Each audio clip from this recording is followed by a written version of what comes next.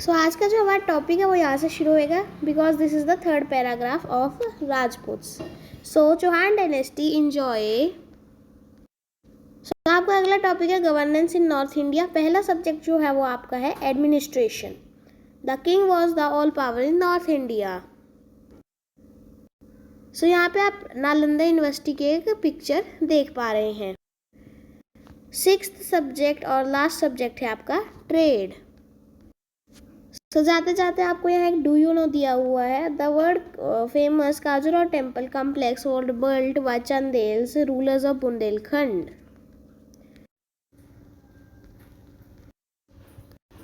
Hello guys, DAV सब YouTube channel में आप सभी का स्वागत है। आज की इस वीडियो में क्लास 7 डीएवी के सोशल साइंस सब्जेक्ट का chapter number 10 the rise of small kingdoms in North India का सेकेंड पार्ट शुरू करने वाले हैं।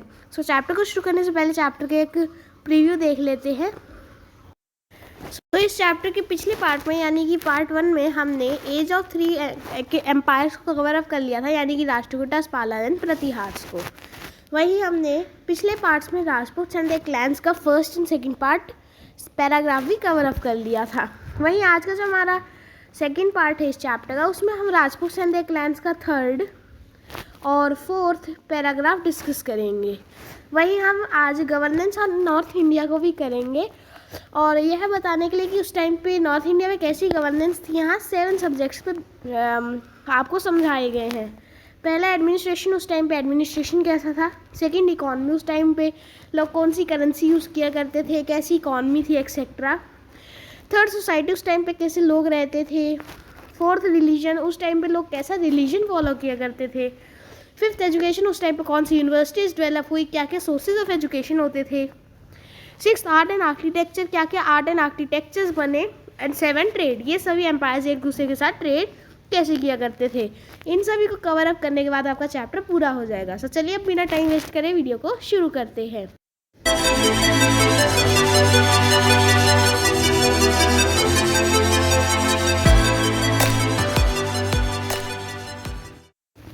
यहाँ पे मैंने हमारा चैप्टर ओपन अप कर लिया। आज का जो हमारा टॉपिक है वो यहाँ से शुरू होएगा थर्ड पैराग्राफ से।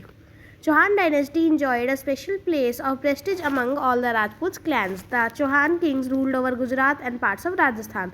Prithviraj Chauhan was the most powerful king among Chauhans. हमने पिछले पार्ट में पढ़ा था कि जो चौहान थे उनके 36 क्लैंस थे।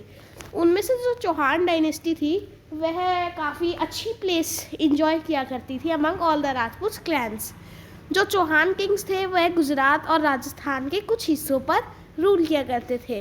पृथ्वीराज जो चौहान थे वह चौहान के सबसे पावरफुल किंग थे। He came to throne in 1177 CE. He made many conquests. He also checked the advances made by Muhammad Ghori of Gohar, Afghanistan by defeating him at the battlefield of Tarin near Bathinda. जो पृथ्वीराज चौहान थे उन्होंने बहुत सारे conquest किए। वह throne भी 1177 CE में बैठे थे। उन्होंने मोहम्मद गौरी के भी एडवांसमेंट्स को चेक किया कि उनका एम्पायर अब कितना एक्सपैंड हो चुका है, उनकी आर्मीज़ कहाँ है अभी। और उन्होंने मोहम्मद गौरी को डिफीट भी किया at the battlefield of Tarain near Bathinda. Even today Prithviraj Chauhan remained a hero of many folk tales of India. आज भी पृथ्वीराज चौहान को बहुत सारी स्टोरी बुक्स में या वैसे भी नॉर्मल टॉक्स में एक हीरो की तरह देखा जाता है। चांद Bardai compose an epic poem Prithviraj Raso which narrates his bravery and heroism.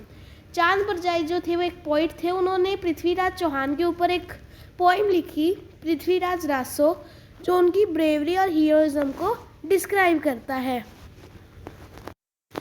Next paragraph, The struggle for supremacy and constant infighting created disunity and enmity among the Rajputs. ये जो राजपूत थे ये अपने आप को ज़्यादा सुप्रीम दिखाना चाहते थे, इसलिए यह कंस्टेंटली वॉर्स में एंगेज रहते, जिस कारण इनमें डिसयूनिटी और एनिमीशिप पैदा हो जाती है। This attracted the Muslim invasions in India. इसी के कारण इंडिया में मुस्लिम इन्वेजन्स होने शुरू हो गए। The Rajput fails to join hand with each other to defend India for Arab invasions. जो राजपूत थे वो एक दूसरे के साथ हाथ नहीं मिला पाए और इंडिया को अरब इन्वेजन से डिफेंड नहीं कर पाए। नेक्स्ट टॉपिक आप यहाँ देखिए, governance in North India. So administration जो है आपका पहला सब्जेक्ट है। The king was the all power in North India. He was assisted by different officials. The empire was divided into provinces. The king was the head of military as well as the judiciary. The king spend huge amounts of money on building out strong armies. So जो king थे north India में, उनके पास अपने empire या kingdom की पूरी power हुआ करती थी। उन्हें बहुत सारे अलग अलग ऑफिशियल असिस्ट किया करते थे, उन्हें बहुत इंपॉर्टेंट डिसीजंस लेने में मदद किया करते थे। जो एम्पायर था उन्हें डिफरेंट प्रोविंसेस में बांट दिया जाता था ताकि एफिशिएंट एडमिनिस्ट्रेशन हो पाए। जो किंग था वो मिलिट्री का भी हेड था और लॉ का भी हेड था। साथ ही में किंग जो थे वो बहुत ही large amount of money spend करते थे बड़ी बड़ी आर्मीज बनाने के लिए। सेकंड सब्जेक्ट है आपका economy. There was a great economic disparity among the different social classes. The royal, high officials and traders were prosperous. The people living in villages were poor. The temples were the centers of riches and hence attracted a lot of invaders. So जो economy थी वो उसमें काफ़ी बड़ा difference था। जो royal families हुआ करती थी, हाई ऑफिशियल्स या ट्रेडर्स हुआ करते थे, उनमें बहुत सारा पैसा हुआ करता था। वहीं जो लोग विलेजेस में रहा करते थे, खेती बाड़ी किया करते थे, उनके पास बहुत ही कम मनी हुआ करती थी। जो टेम्पल्स थे वह उस टाइम पे बहुत ही अमीर हुआ करते थे, उनमें बहुत सारा पैसा हुआ करता था, जिस कारण इन टेम्पल्स ने इन्वेडर्स को अट्रैक्ट किया। Federal system was prevalent in North India. The king granted land as rewards to the official who came to known as Thakurs or Rais. They provided military assistance to the king at times of war. Federal system जो था वो India में prevalent था। Kings जो थे वह officers को reward दिया करते थे एज लैंड, ज़मीन के दौर में उन्हें रिवॉर्ड्स दिया करते थे और इनको हम ठाकुर एंड राइस कहते हैं। ये जो थे किंग को वॉर के समय में मिलिट्री असिस्टेंस प्रोवाइड किया करते थे। The feudal system led to the decline of many empires as the feudal lords gave only a small part of the land revenue to the king. This weakened the power of the king. Moreover, many feudal lords like Chauhans and Paramaras became more powerful and established their independent empires. अब feudal system जो था वो एक reason बन गई, बहुत सारे empires decline हो गए। जो किंग जैसे एक ठाकुर या राय को लैंड दे देता था, तो वो ठाकुर राय किंग को बहुत कम रिवेन्यू देता था उस लैंड का, जिससे किंग्स की पावर कम हो गई और इसलिए वही फ्यूडल लॉर्ड्स यानी ठाकुर और राय पावरफुल बन गए और उन्होंने अपने खुद के इंडिपेंडेंट एम्पायर्स एस्टैब्लिश कर लिए।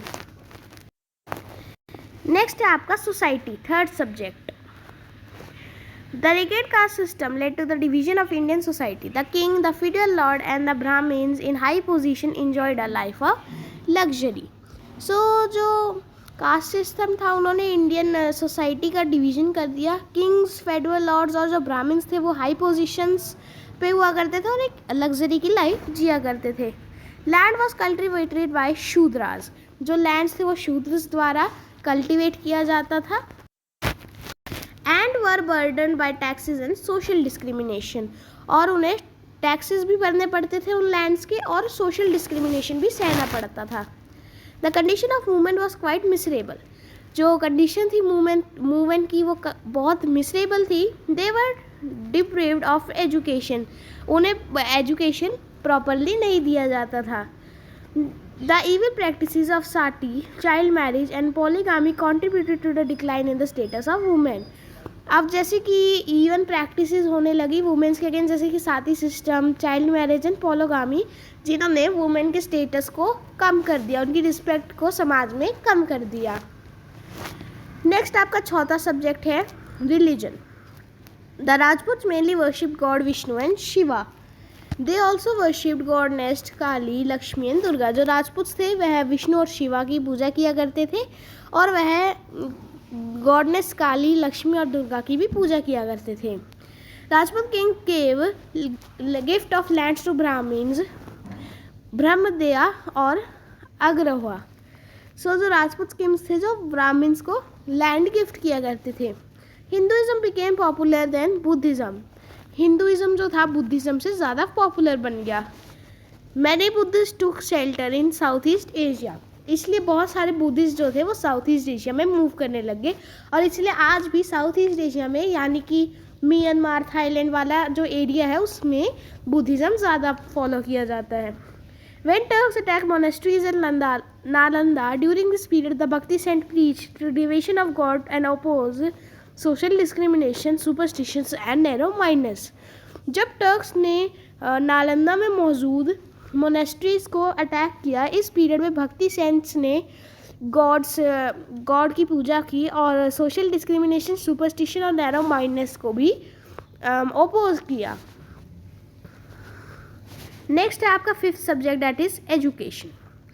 Superstition and narrow mindness were a great hurdle to education.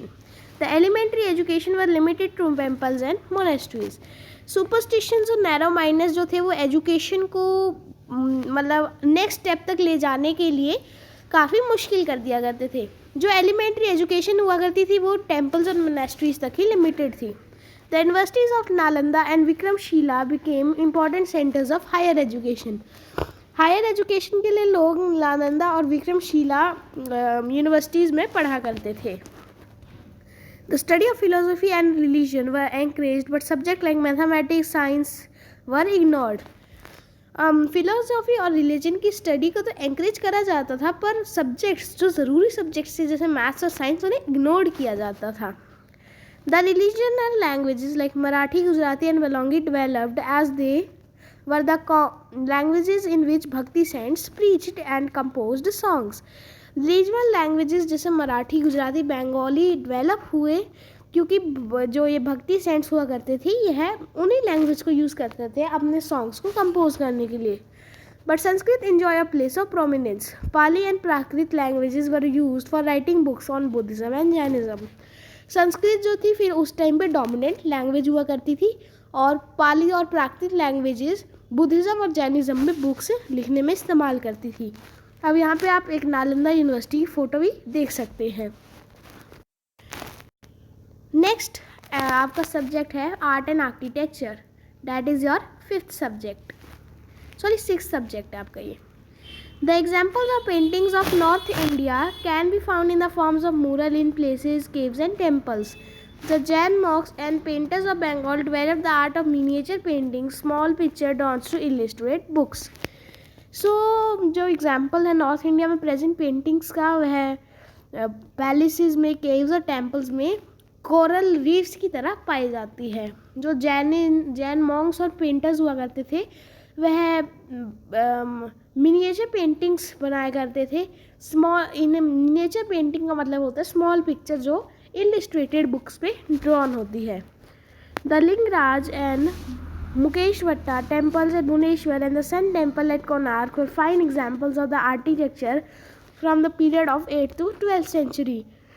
Lingaraj and sun temple जो कोणार्क में स्थित है वह फाइन एग्जाम्पल्स थे architecture from the period of 8th to 12th century.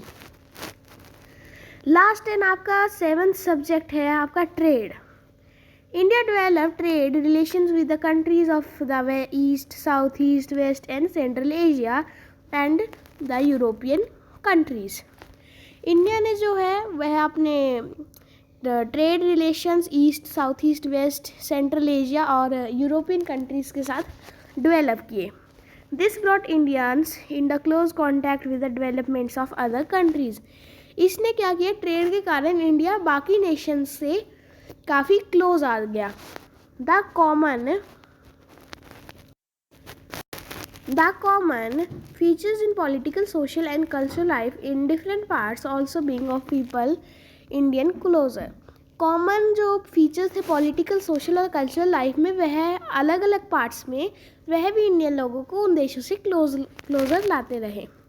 Letter this prove to be a great boon for Afghan, Turkish and Mughal rulers to establish their rule in India.